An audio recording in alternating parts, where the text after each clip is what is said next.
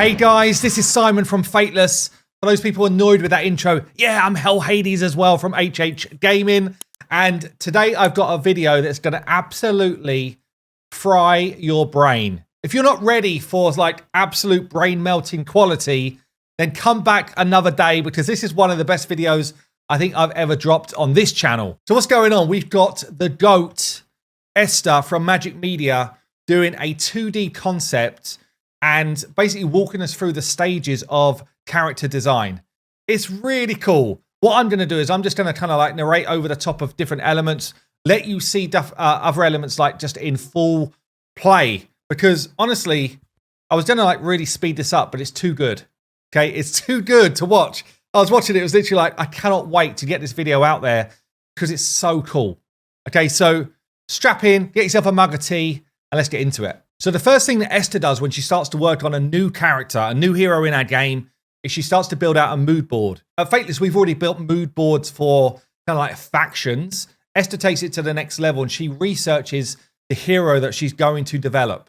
Okay, and in Esther's words here, basically she says here, research a mood board. This is the most important part of the process in my opinion. At first, I always take some time to study the character, not only to collect visual elements, but also their personality, archetype, cultural details, as long as time allows me to do so. Faction details, this can affect the design a lot. The mood board affects the general visual direction of the character in terms of style, level of detail, lore of the character, especially if it's an important character of the mythology, and the character's personality, because at the end we're telling stories without words. So she basically goes through, she's collecting images, she's collecting detail from the interwebs, and I could just kind of like take you through what we end up with. So I'm just going to go through this here on our mood boards, just zoom in on some of the stuff that Esther had collected. So clearly a lot of different visual references. And then what she's doing is she's just kind of like highlighting elements that she really likes or that she could use in the design for this character.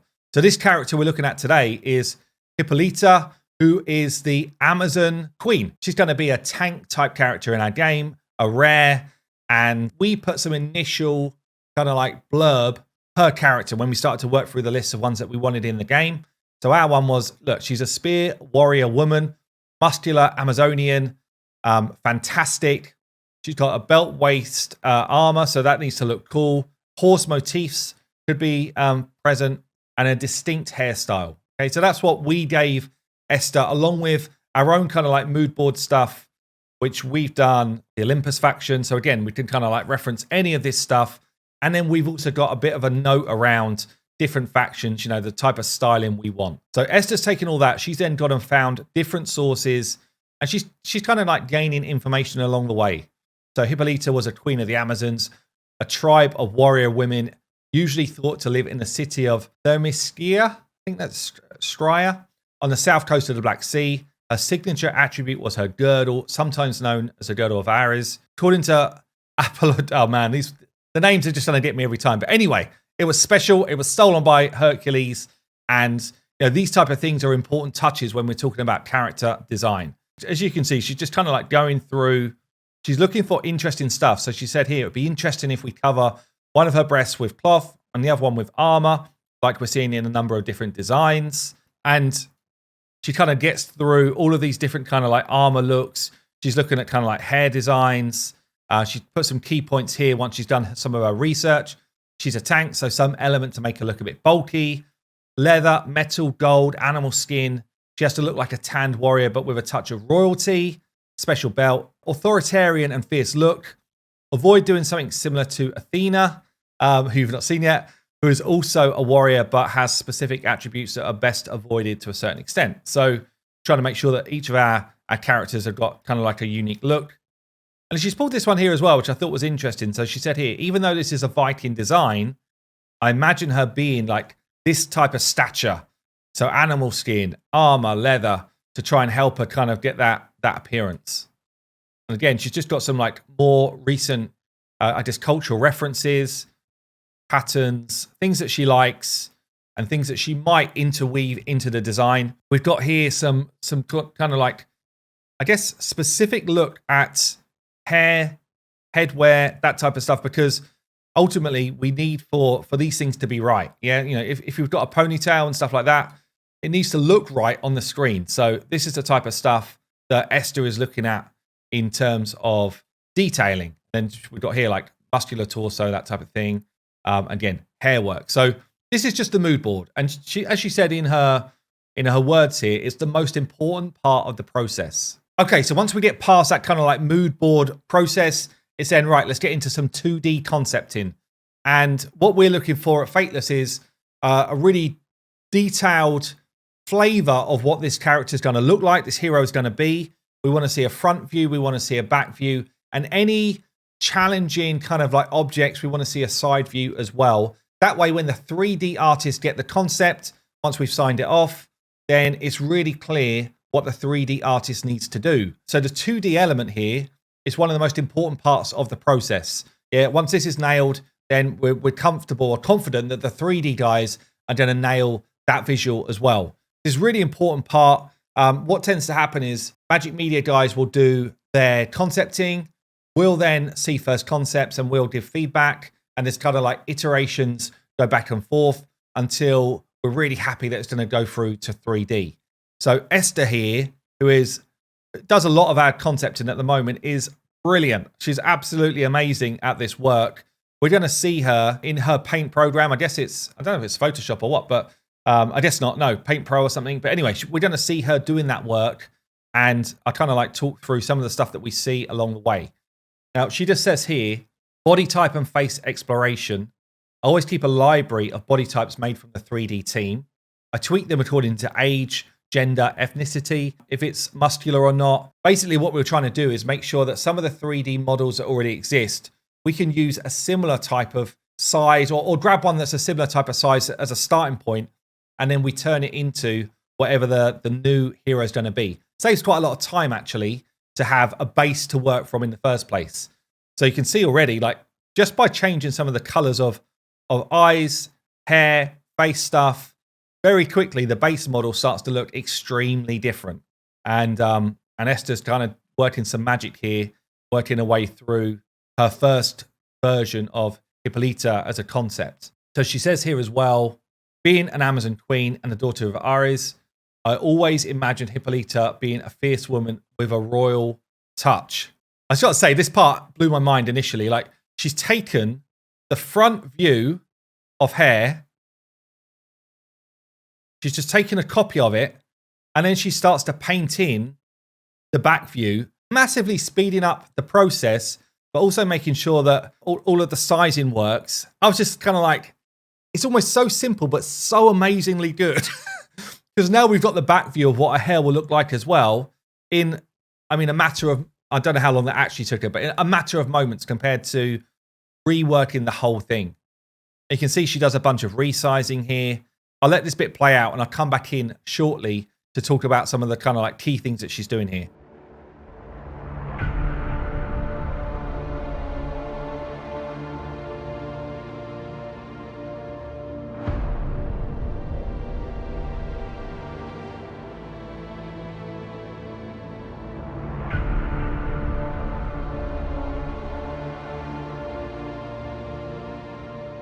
Okay, so we know that this is the queen of the Amazons. We need a crown.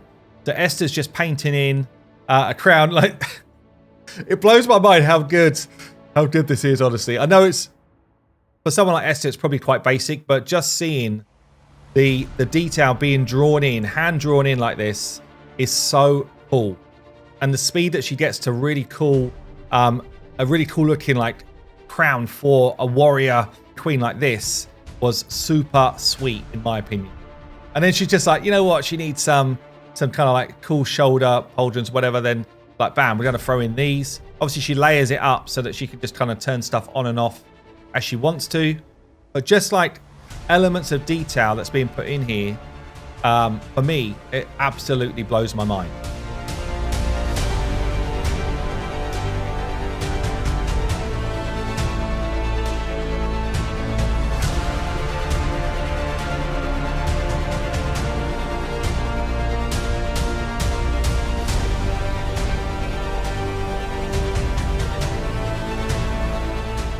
So we said the belt needs to be something which is really cool as well. So again, Esther's just kind of like working up some magic here, oh, you know what, I'm just going to draw some horses in. No worries. I wonder how long it would take me to try and draw a horse of that quality. It would literally be days. Anyway, we got the belt, which is now really bespoke, really fits the kind of the background and the lore that we're looking to put into the game. This is the basic element which Esther will then work on further as she does the design. But again, compare it to the kind of like the base level that we had to now. We're starting to get some of the elements which are really important now to this rare character coming through.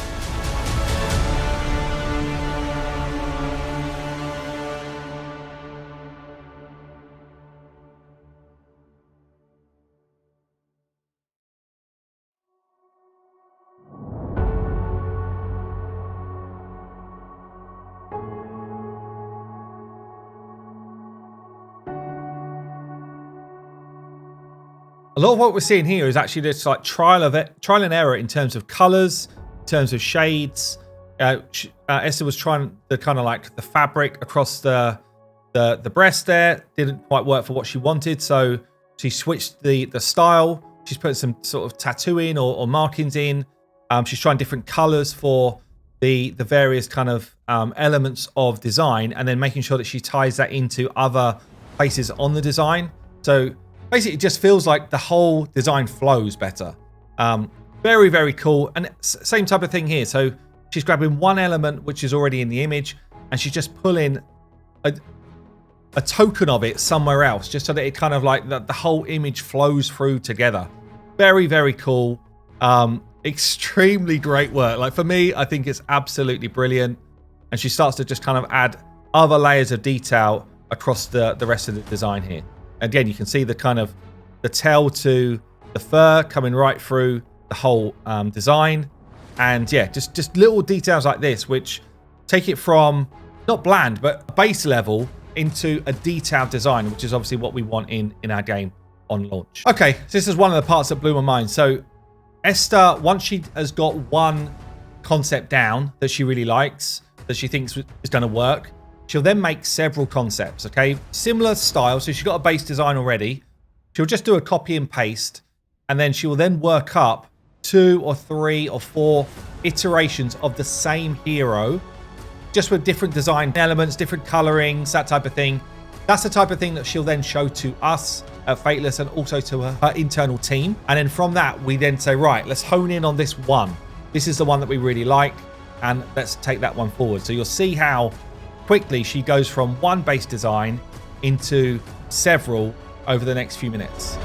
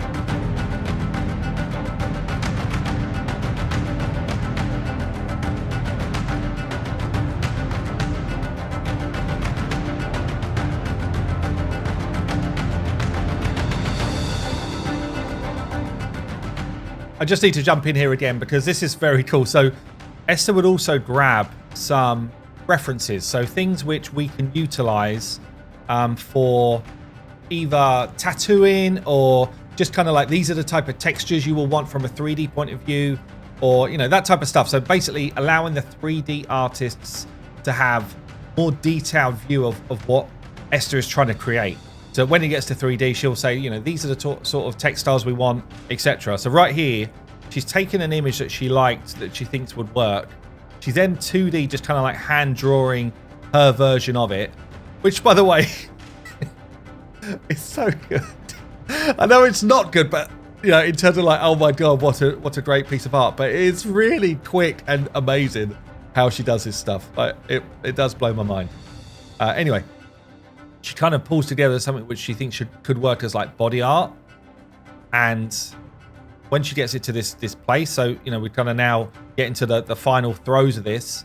See the same sort of thing she's done with the helm as well, by the way, in terms of referencing. She's then like, right, we'll just make this into a quick tattoo, no worries, and away we go. I love some of this close-up refinement work on the faces as well. It's very cool. But now we're getting to the kind of like meaty point of the design where it's like, right, this is the direction we think we're going to go. So now we add, you know, the more finite detail to the body, you know, artwork, that type of stuff, little tattoos, anything which can kind of give people a flavor of this is what this hero is all about. Yeah, rather than the kind of like plain initial view. It's like, no, this is what this hero will be known for, or some tells towards what they're known for.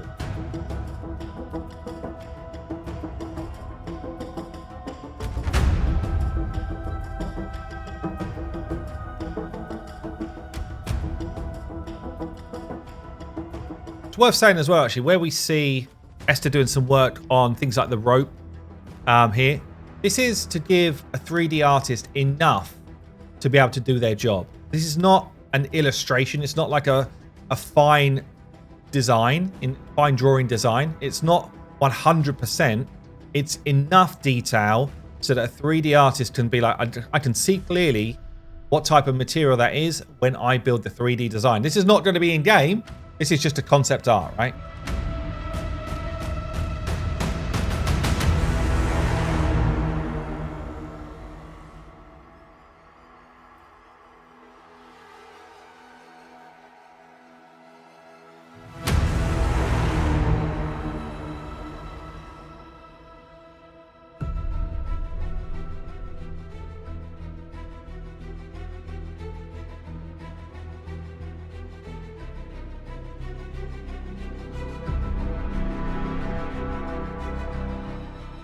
Now, anyone who's already seen my video around Leonidas, you might recognize this shield. We did a showcase of this shield.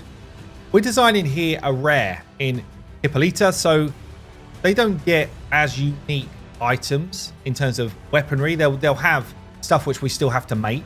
But ultimately, when we're trying to make 300 characters, 300 heroes, all of them very cool, there's some things that you have to reuse at times, right? So you'll see here, Esther's taken an asset that we already know exists, already works, and she's like, right, how can we make this fit what we want from Hippolyta without our 3D team having to redesign every single element all over again?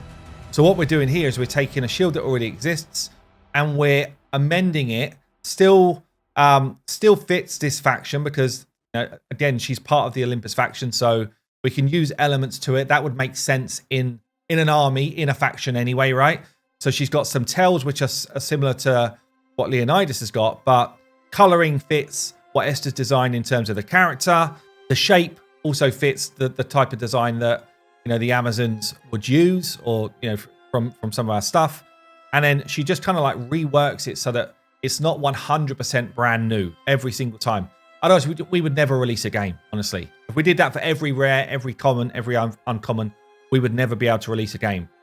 She's also doing some cool stuff on this weapon. So she's taken a base weapon. Colorings make some sense for this design. She's taken some of the fur that we're going to have from the character design anyway, placed it on the weapon so it gives it that unique feel. Made sure the colorings make some sense for the rest of the design. And very quickly, you know, bearing in mind, again, talking about a rare hero here, very quickly we get to a point where it's unique enough and fits what we want in terms of, you know, it needs to fit this model. This part here, by the way, again, is absolutely incredible. I was like, what's Esther doing here? And she's given us the back view so that the 3D guys have got a good sense of what's going on in the back.